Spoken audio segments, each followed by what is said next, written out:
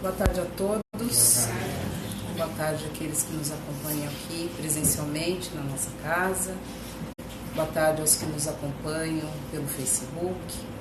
Sejam todos muito bem-vindos. Sintam-se abraçados e acolhidos pela nossa sociedade. Eu gostaria de fazer uns avisos, mesmo com a chegada do Natal, a virada do ano, a casa não para. Nós temos atividades. No dia 24 nós temos um encontro dialogado, onde todos podem participar. E o tema do dia 24 é o Natal na visão espírita. Todos podem estar aqui ou virtualmente participando, colocando suas dúvidas, seus comentários, suas posições em relação ao tema.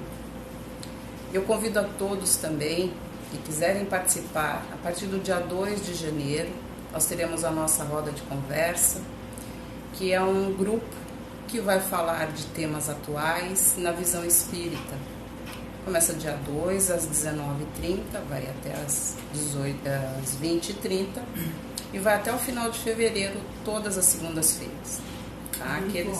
E é de modo virtual, isso é pelo Meet. Aqueles que desejarem participar, receber o link de acesso, podem acessar o Facebook, tem o ícone do WhatsApp, vai ali, pede acesso, que a nossa amiga Aline vai mandar para vocês o link de acesso e vocês vão poder participar. Então eu peço a todos que me acompanhem silenciosamente na prece inicial, fechando seus olhos, entrando em conexão com o alto,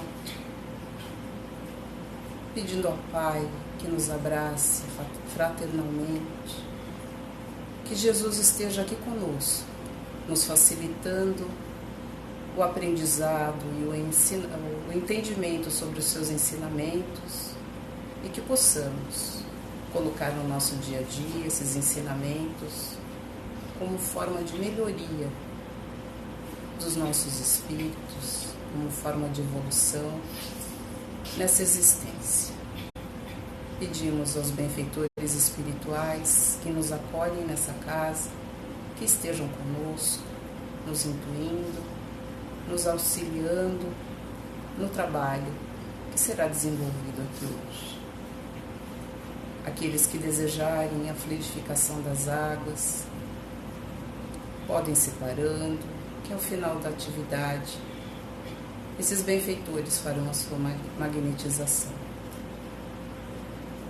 Que esses ensinamentos aqui trazidos hoje, através da palestra pública, nos faça raciocinar sobre os ensinamentos do Mestre e que nos torne pessoas melhores, praticando o amor ao próximo, a benevolência, a caridade, o perdão e a indulgência. Assim, certos de todas as bênçãos que receberemos, pedimos ao Pai a permissão para iniciarmos a atividade da tarde de hoje. Que assim seja. A nossa atividade hoje será a exposição doutrinária, que vai ser conduzida pela nossa amiga Leonice. Ela vai falar sobre Jesus e a promoção social das mulheres. Ótimo trabalho.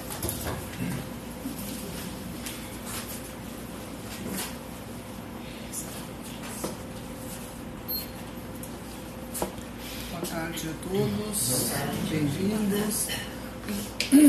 O tema sobre Jesus e a promoção social das mulheres é muito pertinente em razão de toda uma luta, toda uma busca que nós estamos, como humanidade, buscando fazer com que haja um tratamento e um respeito de igualdade entre todos os seres humanos. E neste mês de dezembro, mais do que nunca, é importante falarmos de Jesus, dos seus exemplos, de como ele, com o entendimento que tinha sobre a humanidade, nos auxiliou a compreender melhor a vida e as relações. E nós precisamos sim falar de coisas atuais. E nessa atualidade, por exemplo, tem uma notícia que nos chamou muita atenção a respeito do tratamento dado às mulheres. O exemplo do que ocorreu lá no Irã, de uma menina jovem de 23 anos, que acabou sendo morta pela polícia de costumes porque não estava usando de forma adequada um véu para cobrir os cabelos. Então isso pode nos chocar, principalmente no Brasil, que nós temos mais liberdade, né? E não temos tantas dificuldades em relação ao corpo humano. Mas vejam também que o outro exemplo que nos chamou muito a atenção foi esse país que recebeu a Copa, o Catar. Lá também as mulheres têm muita dificuldade de liberdade. E assim, só para pontuar algumas questões, as mulheres vivem lá ainda sob a tutela masculina, que precisam de autorização do marido, do pai, do irmão, enfim, para poder casar, viajar, tirar carta de motorista, né, trabalhar. E tem ainda essa forma de agir, um conflito com a própria Constituição do Catar, mas a prática que vige lá nem observa essas questões, continuam com essas práticas antigas, né? E uma das questões que chama muito a atenção lá é que lá não existe uma justiça voltada para a proteção da violência doméstica. Então não há leis de proteção às vítimas de violência doméstica e que, em geral, são obrigadas a voltar sempre, ficar no mesmo lar, no mesmo local, na dependência dessa situação. E, só para fechar mais um tópico, o divórcio lá é muito difícil a mulher obter esse pedido. Os homens é que têm geralmente a iniciativa, né? E ainda a grande dificuldade é que elas não ficam com a guarda dos filhos. Então isso só para falar de uma situação atual, um país riquíssimo, de alta tecnologia, mas em relação aos costumes, as relações humanas ainda tem muita dificuldade. Agora vamos ver como é que era a situação na época de Jesus, muito mais pior do que é ainda hoje. Naquela época a cultura era patriarcal, em que a mulher vivia sob o domínio do marido, da figura masculina, e não tendo o pai, era o irmão mais velho ou um tio, enfim. Mas a característica que nos chama muita atenção é que o pai era o dono da filha até os 12 anos e meio. E nessa condição, ele poderia determinar com quem ela casava. E mais ainda, o que é mais assustador, é que ele podia vendê-la como escrava em caso de dívida ou pobreza extrema. A menina, porque o menino nunca era vendido. E outra situação era a forma pública em que ela tinha que se comportar. Mulher casada não podia andar sem véu, não podia andar na rua, falar com homem, falar com estranhos, senão ela podia ser devolvida ou repudiada, né? E ainda não levava o pagamento previsto no contrato de casamento, porque o casamento era um contrato, era um negócio entre famílias, né? Então, se estivesse na rua, estivesse sem véu, ou se o véu não cobrisse o cabelo, ou o ombro, enfim. Quando ao casamento, que era monogâmico, lá vigia a monogamia. No entanto, se essa mulher não tivesse filhos, ou só tivesse filhas mulheres, aquela sociedade permitia que pudesse haver uma poligamia. Em desrespeito, a questão afetiva não contava. Porque a mulher era vista como para procriar. Esse era o objetivo do casamento. Porque socialmente elas eram excluídas, né? Inclusive no momento do parto. E essa exclusão também era discriminatória, porque se essa mulher tivesse um parto de um menino, a exclusão dela era por 40 dias. Ela se tornava impura por causa do parto.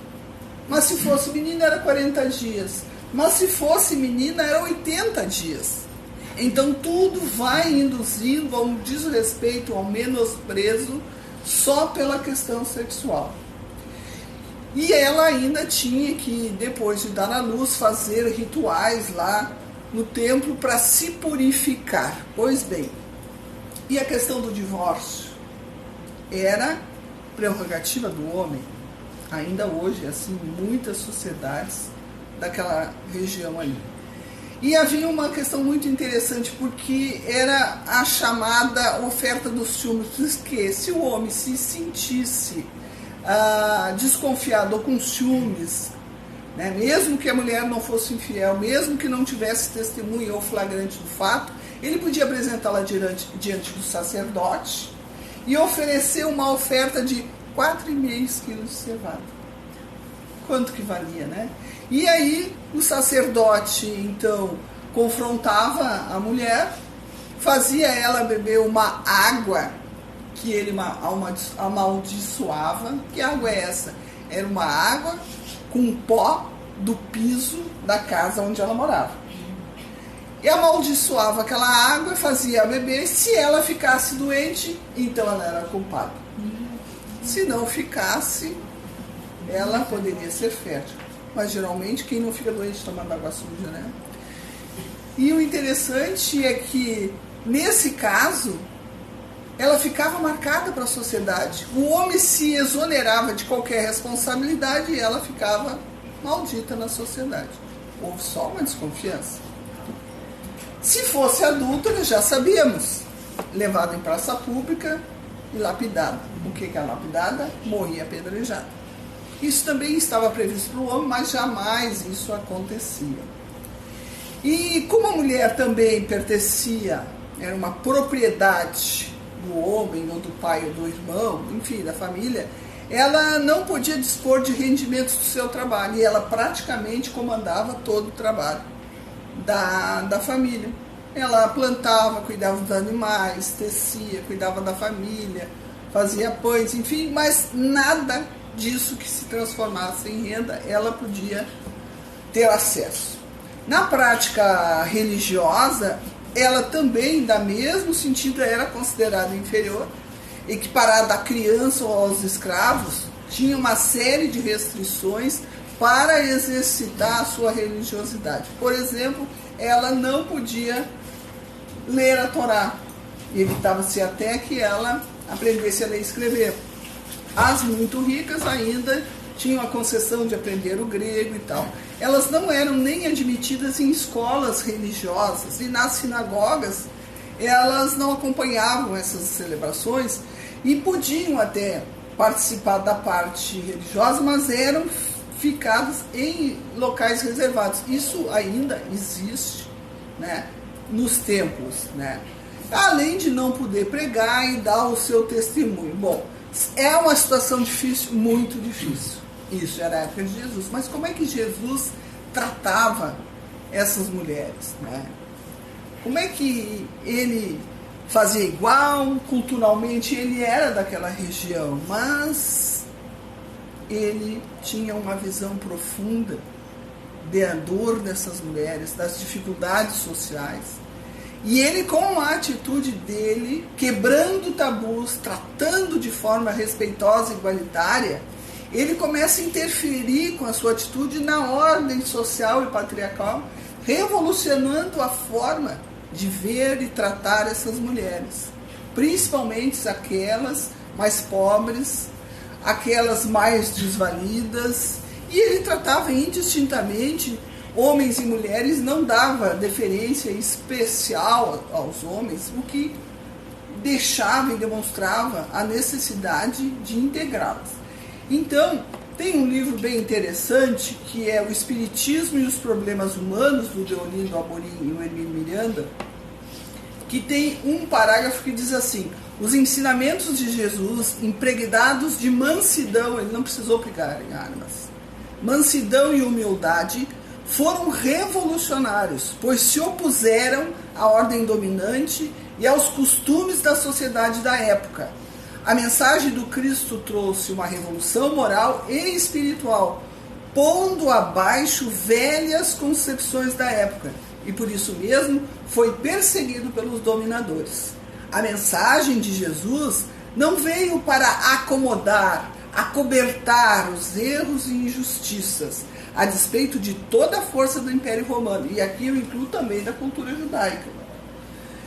Ele revolucionou ideias, costumes, mas é a revolução do pensamento e do coração, nunca das armas e nem do ódio. Ele compreendia que essa revolução, essa forma de entender, tem que começar no ser profundo, no que tu sente, no que tu pensa, nos teus valores. Então ele, em muitas passagens, vai deixar transparecer esse respeito com que ele tratava as mulheres, a preocupação com o bem-estar. E quando ele atendia, acolhia, ouvia, o efeito libertador que isso trazia para a vida destas mulheres, né? Que eram vistas como seres de menores valor.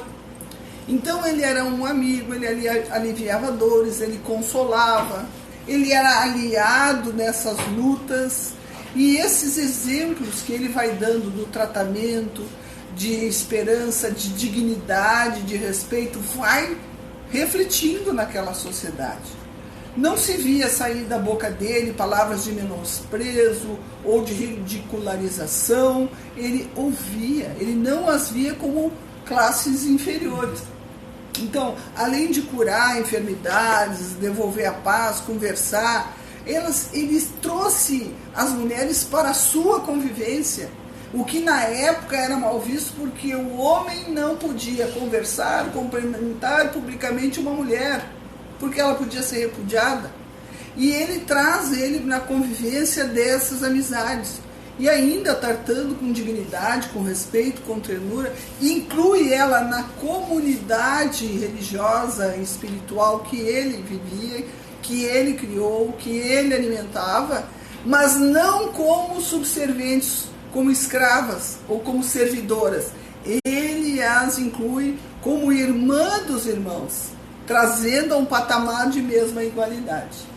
E não eram pouco as mulheres que seguiam e serviam Jesus. Muitas percorreram com eles grandes caminhadas nesses momentos de pregação. Além dos 12 apóstolos, andavam com ele uma série de mulheres, ou que foram curadas, ou que foram amparadas por ele. A Madalena, por exemplo, a Maria Madalena, é um exemplo de serva fiel em que ele, em socorrendo ela espiritualmente, saiu dela 7 demônios, os 7 espíritos imundos, né? A Joana de Cusa, que era conhecida por ser a esposa do procurador do Herodes, que era o governante daquela época. A Susana, uma mulher muito rica que adere ao Evangelho de Jesus, caminha com as equipes e coloca a sua fortuna à disposição para os alimentos, para os remédios, para o socorro aos necessitados, e viviam nessa comunidade de forma respeitosa e igualitária, já praticando essa caridade. E essas mulheres que andavam com Jesus eram extremamente perseverantes, porque elas já vinham de uma condição tão desrespeitosa que, ao ser acolhida de uma forma de respeito, elas não fugiam e nem negavam a trabalhar, a se entregar. E essa perseverança, essa constância faz com que elas sejam testemunhas de momentos importantíssimos da história da humanidade, da história de Jesus, que é a perseguição, que é a prisão, que é a crucificação, o sepultamento, a ressurreição. Elas foram as últimas a se afastarem, mas também foram as primeiras a vivenciar essas experiências que marcaram a humanidade.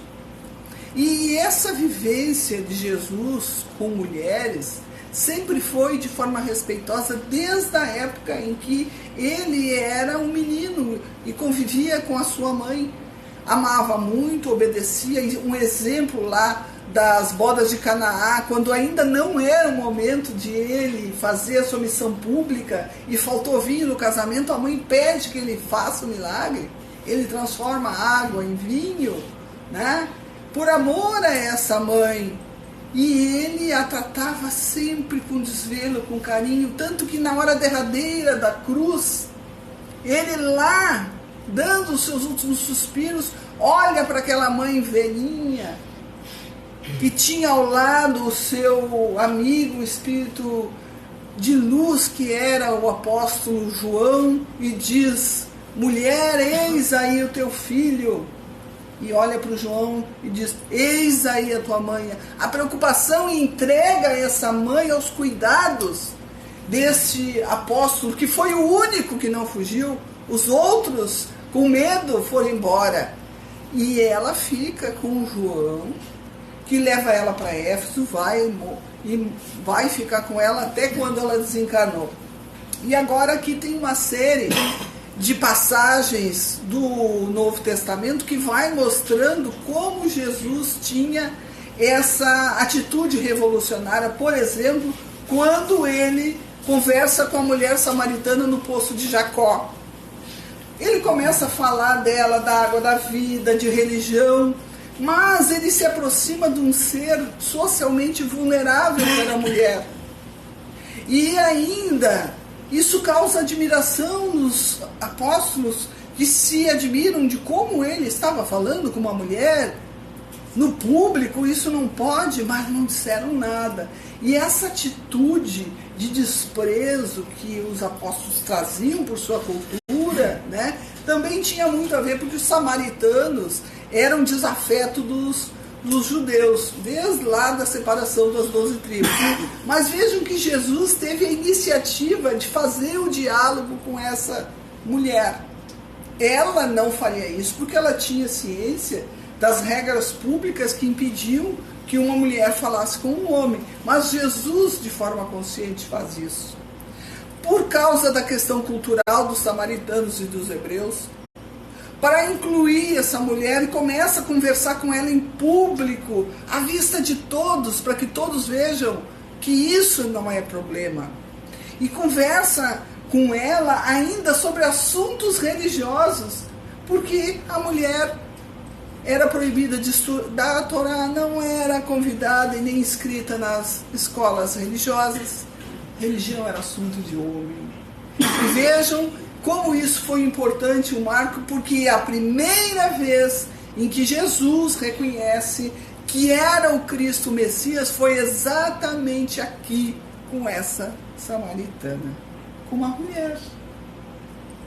É interessante a sensibilidade que ele tem em relação a essas questões, como, por exemplo, as duas situações com senhoras idosas, mulheres que eram consideradas classes inferiores, que estavam na dependência de homens, que estavam muito em sofrimento, que é o caso da primeira cura que ele faz, que é da sogra de Pedro, uma mulher idosa, provavelmente viúva, discriminada por ser mulher, por ser viúva, está na dependência de outros, e ele a trata com respeito, com carinho, com uma proximidade, toca nela para lhe tirar a febre, coisa que não poderia um homem tocar numa mulher.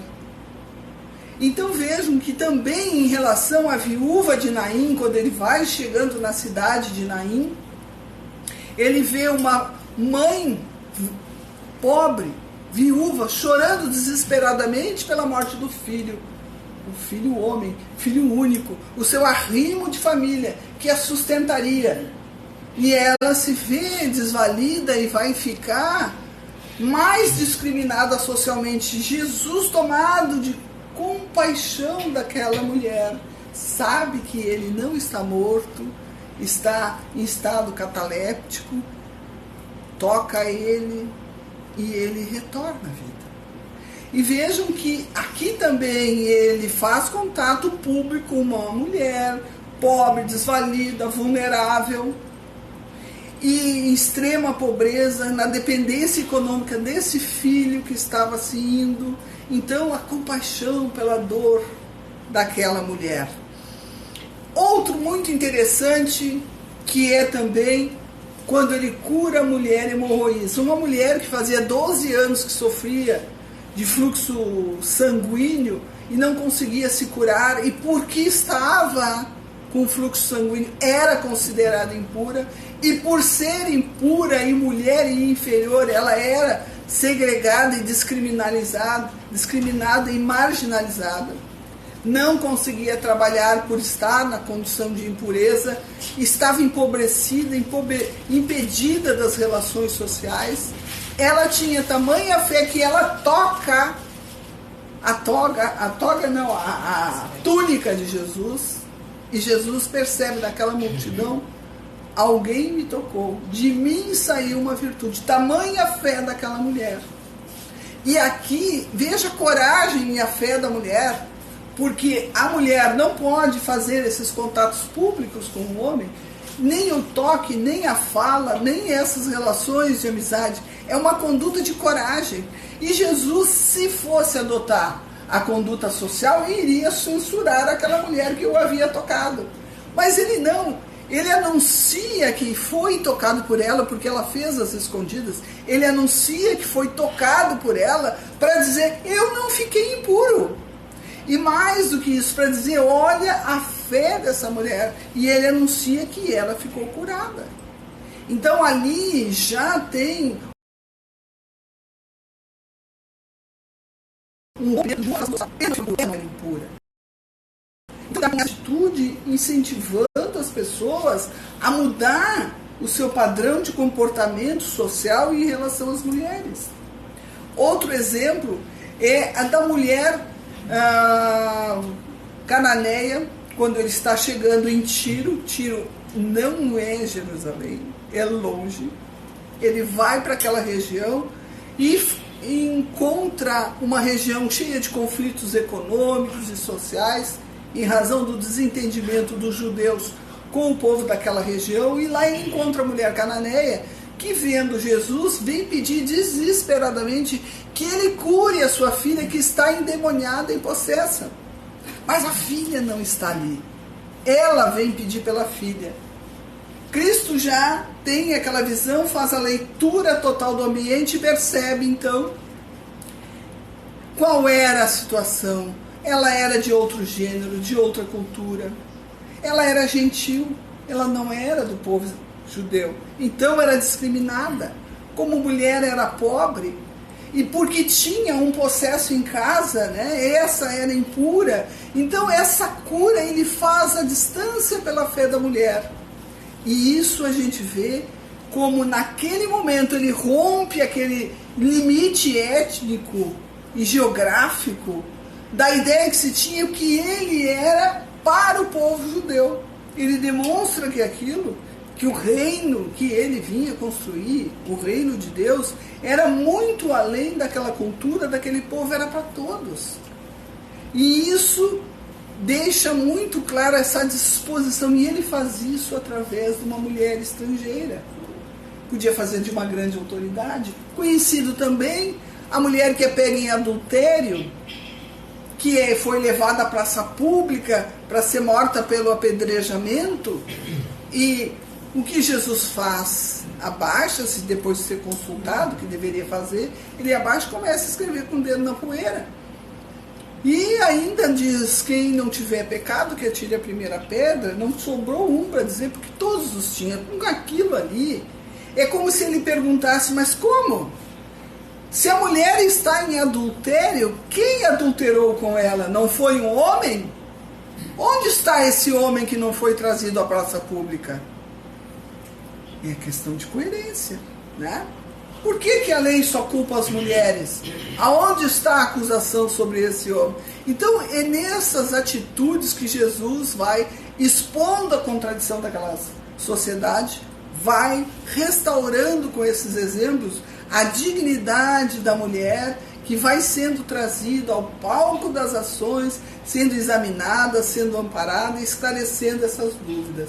Quando ele cura, por exemplo, a mulher encurvada, que há 18 anos estava encurvada, ela também era tomada por um espírito doente que a obsidiava, mantendo ela naquela posição. E como estando naquela posição, doente, perturbada mental, ela era uma impura. E aí ela era marginalizada socialmente, não conseguia trabalhar, se sustentar, e vivia numa posição que ela não conseguia enxergar ninguém, só olhava para baixo, não conseguia olhar ao redor, e Jesus ampara. Então ele quebra aí também mais uma regra, porque ele fez esta cura lá dentro de uma sinagoga num sábado, que era proibido trabalhar no sábado. Né? E ele ainda diz, mas como me condenais ao trabalhar no sábado? Se vosso boi está com sede, não levais ele a tomar água? Como não poder curar um necessitado ao sábado? Né? Então aqui ele rompe a questão do sábado, atende, toca, fala com uma mulher que estava estigmatizada pela doença há 18 anos. O óbolo da viúva, em que ele demonstra para os apóstolos um novo sentido da doação, que é o desejo e dar aquilo com o coração, o real valor da doação, que não é a quantidade da doação, mas a qualidade do que doa. E a crítica de Jesus também é no sentido de dizer que a viúva é uma das condições sociais e econômicas mais discriminadas e marginalizadas que tinha naquela época, e no entanto o próprio templo não era capaz de ampará-la, de cuidar dela e de protegê-la. Ela tinha que ser protegida pelo sistema, pelo templo, e no entanto não protegiam as viúvas e ainda exigiam e exploravam através do pagamento daquilo que seria o seu meio de vida. Essa é a crítica de Jesus, que também fere profundamente os costumes daquela época.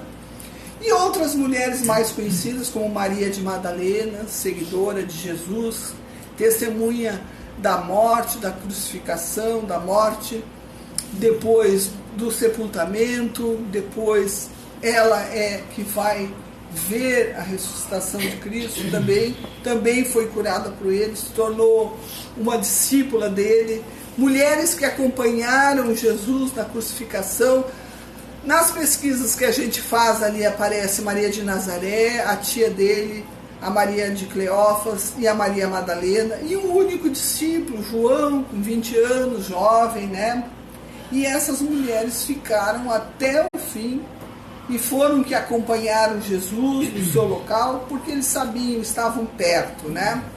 E essa ressurreição não foi para Pedro, não foi para João. Quando Jesus ressuscitado aparece, ele aparece para Maria Madalena, que foi a que primeiro faz esse contato com Jesus e ainda recebe a incumbência de ir lá contar para os apóstolos.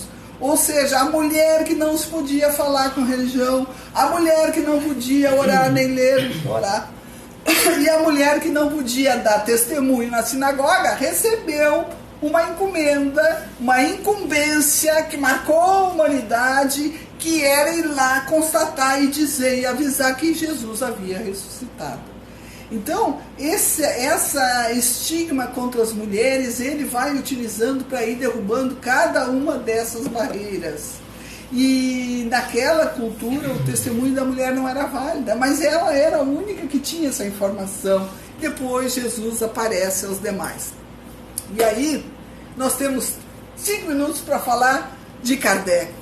E o Kardec aqui, na questão 818, vem nos informando que a inferioridade moral da mulher nada mais é do que um injusto e cruel poder do homem sobre as mulheres. Cristo não fazia isso. Cristo testemunhou ao contrário. E ele considera isso um abuso de força. E na 822 ele esclarece: todos são iguais perante a lei. E nesse caso existe o princípio da justiça que vige e deve orientar as relações humanas, que é: não façais aos outros o que não quereis que vos façam. Porque eles dizem que a lei humana tem que ser equitativa e justa, dando a igualdade entre homens e mulheres, porque fora disso é privilégio. E ainda diz, a emancipação da mulher tem que acompanhar o progresso da civilização e não depender da mente, da cultura, do que pensam aqueles homens daquela época. Tem que acompanhar o progresso. E aqui a gente lembra a importância da família na educação dos filhos. Porque quando nós, com os nossos filhos, reproduzimos os mesmos preconceitos, as mesmas limitações, nós estamos postergando o momento de paz na sociedade.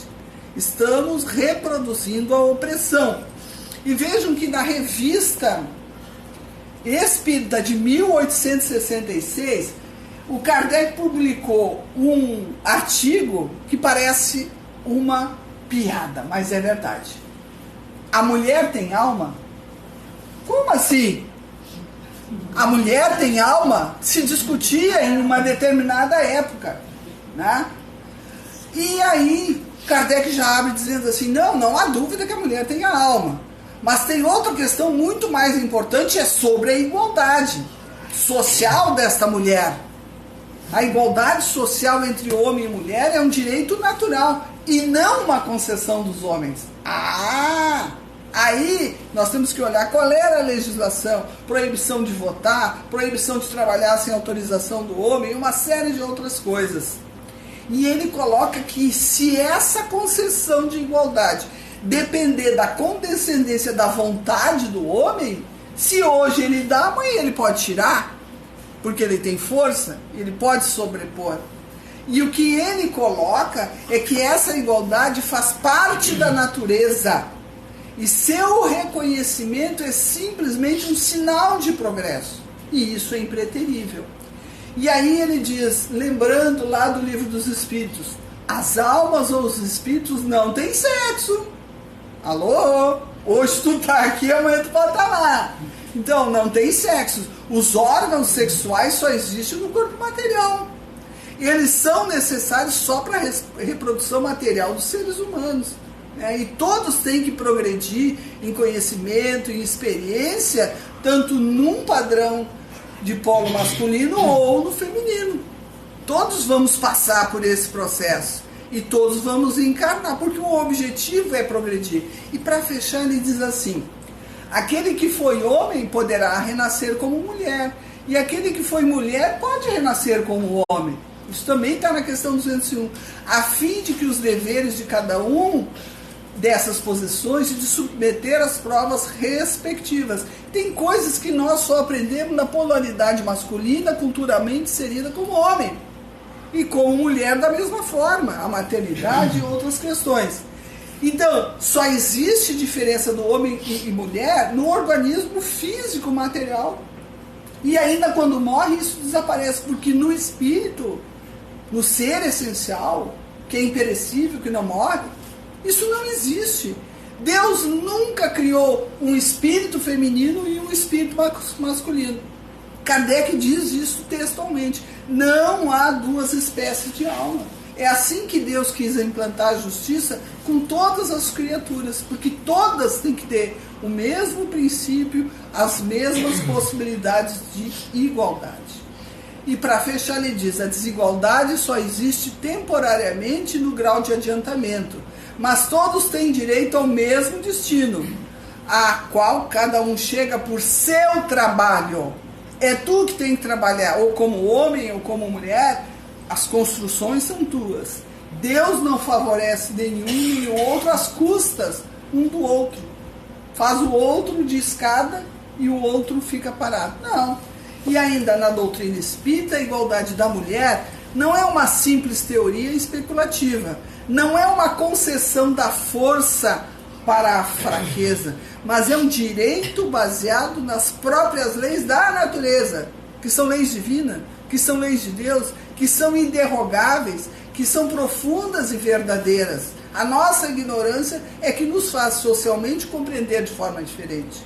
Dando a conhecer estas leis, o Espiritismo abre a era da emancipação legal da mulher, assim como abre a da igualdade e da fraternidade. Então a nossa posição como homem, como mulher, é meramente circunstancial para esta encarnação.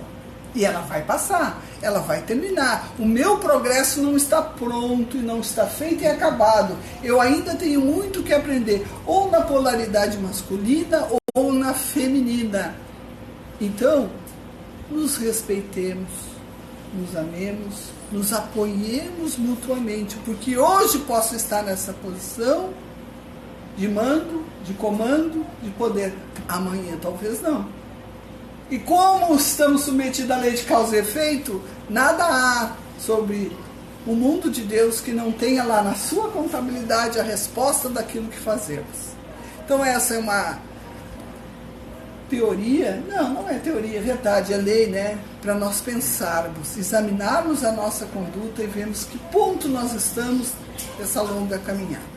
Agradeço a todos, devolvo a Beth, então. Muito bom, Léo. Muito obrigada pelas exclamações. E agora a gente vai para o nosso momento do passe. Eu peço a todos que se concentrem, estabeleçam essa conexão com o alto para que possam receber esse passe.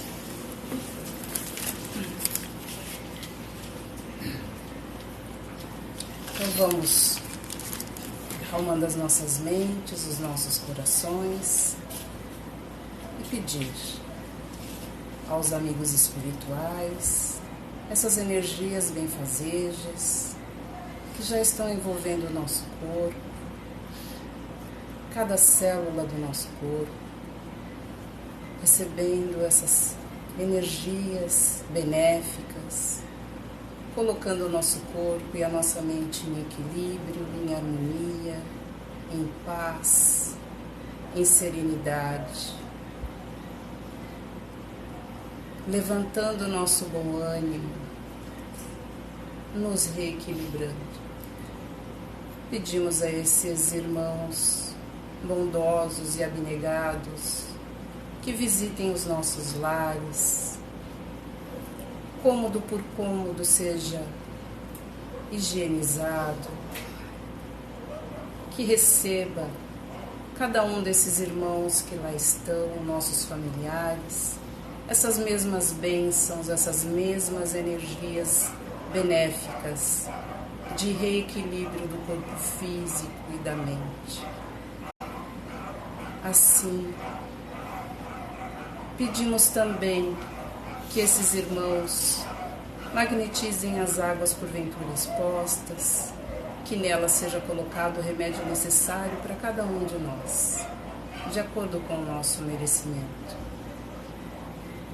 Assim, envolvidos em bênçãos, em imensa gratidão, pedimos então a permissão para encerrarmos a atividade da tarde de hoje. Que assim seja.